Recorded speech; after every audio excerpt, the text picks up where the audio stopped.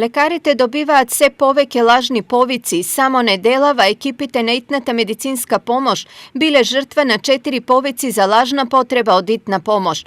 Последен пат синоќа неуместната забава ја врати единствената расположива екипа од Таринци, каде лекарите мораа да остават пациенти да заминат итно на друга локација за која се покажало дека всушност е лажна. Пријавено е многу итен случај на Радански пат дека некоја особа испила киселина.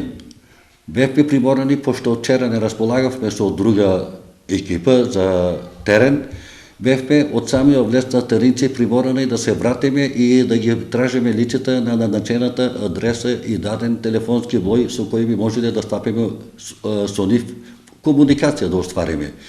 Меѓутоа, на позивите на тој број ни се јави 2 пати лице и рече дека тие не се воопшто повикали, некој лажно го дал нивниот телефонски број. Во услови на летни одмори и редуциран кадар, неретко брзата помош во Штип работи само со една екипа.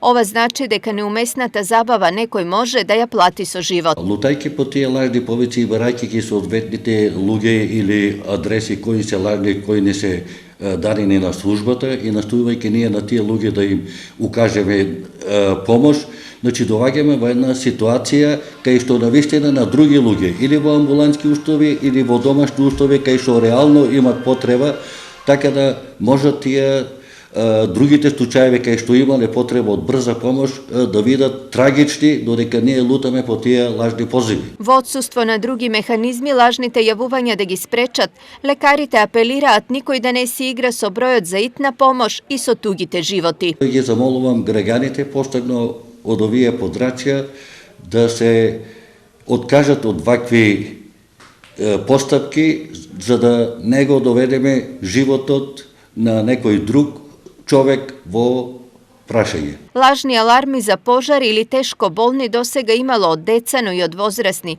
Штетите предизвикани од нив се бројат во илјадници евра, но и во човечки животи.